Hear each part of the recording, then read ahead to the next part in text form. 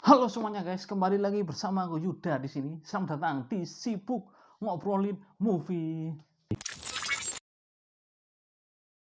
Hari ini kita akan mengulas salah satu film horor yang nggak disangka-sangka oleh banyak orang, yang ternyata film ini tuh ada kelanjutannya guys. Karena rentang waktunya yang cukup jauh dari film pertamanya dan gak expect ya, datang dari IP yang paling dirindukan dari penggemar film horor, sekarang jadi film yang paling banyak ditunggu-tunggu di akhir tahun ini sob, yaitu Kramat 2 Caruban Larang.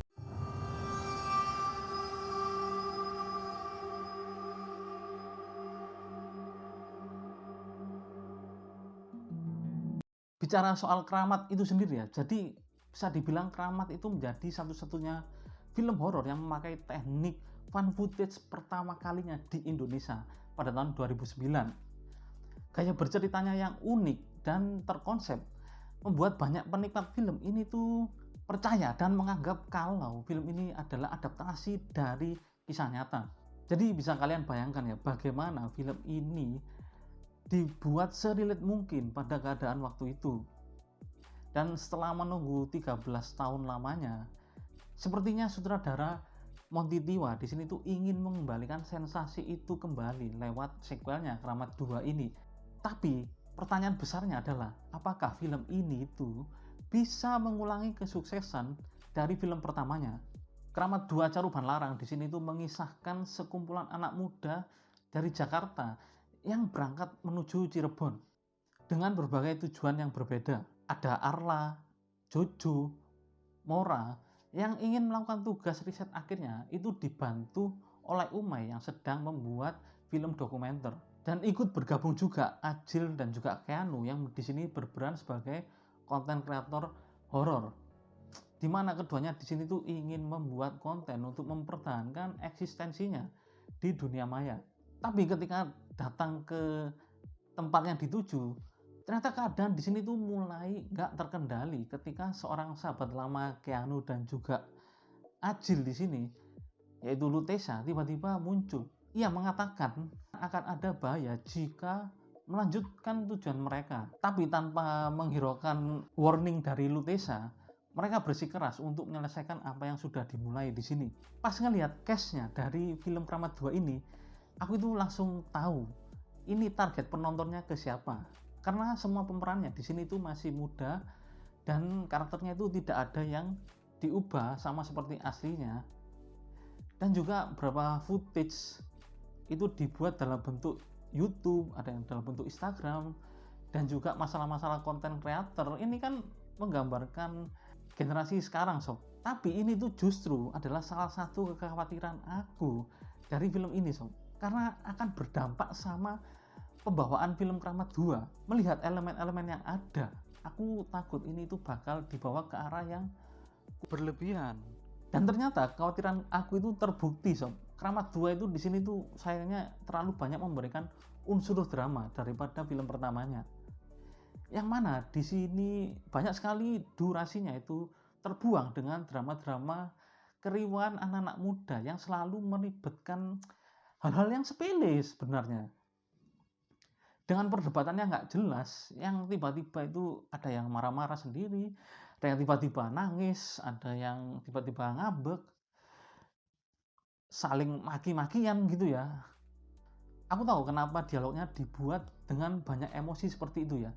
Mungkin selain berguna untuk menciptakan intensitas dan rasa tegang terjebak dari situasi horor yang belum pernah mereka alami sebelumnya, tapi juga memberikan kesan yang real lah, kesan yang nyata bagaimana cara anak-anak muda ini menyelesaikan masalahnya. Cuma sayangnya itu temponya itu nggak dibuat dengan baik, yang mana akhirnya itu berimbas sama plot ceritanya sob. Banyak adegan di sini tuh jadinya terlihat terburu-buru ya, loncat-loncat, dan yang paling mengganggu itu adalah transisinya sendiri, dimana itu sangat nggak enak dilihat, kayak seperti ada adegan yang belum selesai tapi harus dipaksa untuk loncat, dipaksa harus pindah, tapi pindah antara adegan yang satu dengan selanjutnya itu lumayan agak jauh ya, awalnya kemana akhirnya kemana gitu kan. Jadi banyak hal di sini tuh yang terlalu mendadak, yang harusnya sih poin-poin utama dari ceritanya itu bisa dibawakan lebih jelas lagi. Khususnya dari segi sejarah dan juga budaya tentang seni tari yang ada di film Kramat 2 ini. Jadinya esensi akan sebuah kesakralan itu bisa dibangun secara realistis dan nggak terkesan dipaksakan. Kenapa aku ngomong seperti itu ya? Karena aspek horor di sini tuh seperti penonton itu disuapi gitu loh sob, agar kita tuh langsung ngerti kejadian apa yang nantinya bakal dihadapi oleh mereka. Contoh ya, seperti mereka di perjalanan nabrak kucing hitam, tempat sanggar tari yang nggak keurus, seorang indigo yang punya kekuatan super duper power dan juga uji nyali di rumah sakit yang terbengkalai gitu kan ya. Dari contoh itu saja kalian itu pasti tahu arahnya kemana kan.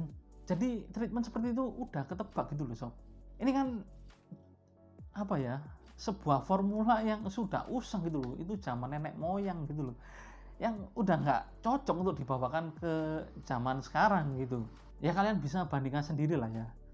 Kalau kalian sudah nonton film Kramat yang pertama, itu kenapa Kramat yang di tahun 2009 itu banyak yang suka, banyak yang kagum. Ya karena ya benar-benar kita nggak bisa nebak gitu apa yang terjadi. Tokoh-tokohnya kok kenapa diteror gitu loh, padahal setting tempatnya biasa-biasa aja. Terus kok bisa kok cuma tokoh ini yang kesurupan, kenapa dia yang terpilih gitu kan. Hubungan sebab akibatnya itu dibuat samar-samar gitu loh. Jadi belum sempat dapat penjelasan, tapi terornya itu terus muncul. Jadi kita yang nonton itu kerasa banget loh, ditarik secara natural dan dibikin antusias sepanjang film. Jadinya ya terasa believable gitu. Dan itu nggak aku dapetin di film kedua ini sob. Terlalu banyak menjual gimmick yang menurutku menghilangkan kesan seram dari franchise ini sob. Ya gak harus lah ya formulanya itu sama dengan film pertamanya. Tapi yang aku keselin tuh ya terlalu terang-terangan gitu loh. Efek misteriusnya itu jadi nggak dapet. Dan film Kramat 2 ini seakan memaksa kita untuk percaya gitu loh, tapi malah terlihat murahan.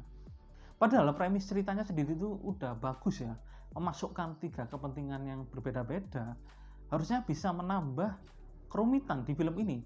Tapi karena eksekusinya yang sederhana dan eksplorasinya yang masih nanggung, jadinya film ini kurang menarik sob. Yang paling mengejutkan lagi ya di film Kramat 2 ini adalah hadirnya seorang Keanu Angelou sob, yang ternyata andilnya di sini itu lumayan banyak. Siapa sih yang nggak skeptis sama Keanu ya, yang baru pertama kali main film ya, sekalinya main film mainnya di film Kramat lagi sob. Yang buat fans Kramat 1 itu jadi mempertanyakan terpilihnya dia gitu, takut marwah Kramat dalam film itu jadi sedikit terganggu. Tapi yang aku lihat performa Keanu di sini tuh seperti tidak seperti yang aku bayangkan sebenarnya. Untuk memberikan kesan komedi oke lah ya, dia di sini sangat natural, ternyata lumayan apa ya, humornya ini lumayan manjur gitu loh. Dan ketika dituntut untuk marah, untuk sedih, untuk nangis, dia itu memperlihatkan ekspresi yang oke sih, yang oke kok, bukan ekspresi yang masih ada meninggalkan kesan-kesan lucu gitu ya, itu nggak sama sekali. Dia itu di sini terlihat lumayan total. Lalu Lutetia juga lumayan berhasil ya di sini memerankan seorang indigo dengan cukup baik dan juga masih meninggalkan misteri sama karakternya. Tapi penulisannya buat karakter ini itu aku yang apa ya, agak nggak suka, karena aku sendiri tuh melihat karakter Lutetia itu bingung, ini tuh apa ya, dukun atau anak indigo sih. Tapi kalau memang pemahaman anak indigo di film ini tuh seperti itu, ya udahlah ya, aku nggak bisa salahin juga. Cuma itu sih yang membuat aku bingung, peran Lutetia ini apakah dukun atau cenayang, atau kayaknya kurang, kayaknya anak indigo nggak gitu-gitu amat deh. Visualnya sendiri jelas mengalami peningkatan ya. Yang paling terlihat sekarang itu bagaimana sang sutradara itu membuat sequence adegan penampakan yang lumayan ngeri dan ngagetin sih. Merangkak, ada setan-setan yang merangkak, terus ada yang melayang juga, ada yang bergelantungan, itu sih lumayan bikin merinding ya.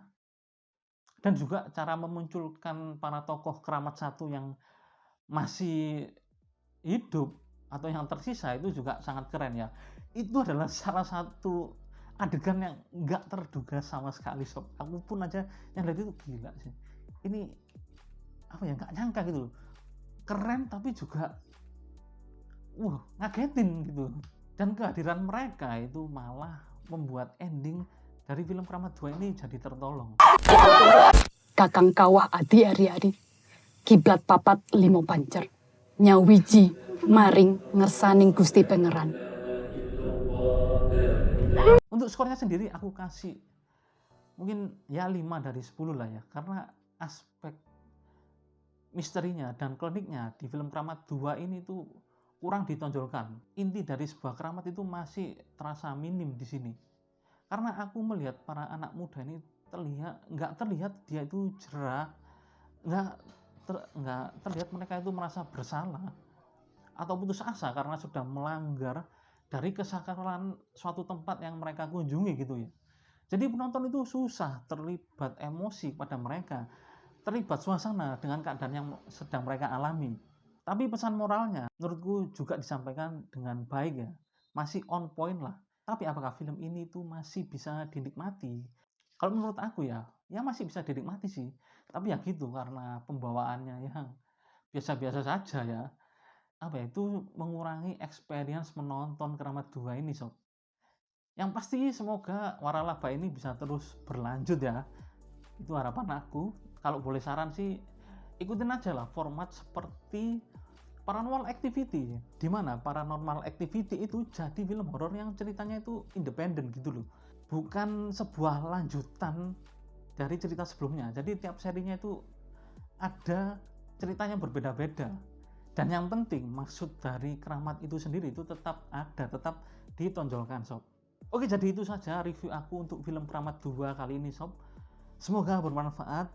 Buat kalian yang mungkin ada tambahan atau kekurangan, bisa kalian tinggalkan saja di kolom komentar di bawah. Dan kalau kalian suka dengan video ini, dengan konten-konten film seperti ini, kalian bisa tekan like, share, ataupun juga subscribe tentunya, agar kita bisa terus ngobrolin movie di sini. Oke, terima kasih buat yang sudah menonton. Ingat, kerja memang nomor 1, tapi nonton film itu yang utama. Kita ketemu lagi di video-video lain selanjutnya sob.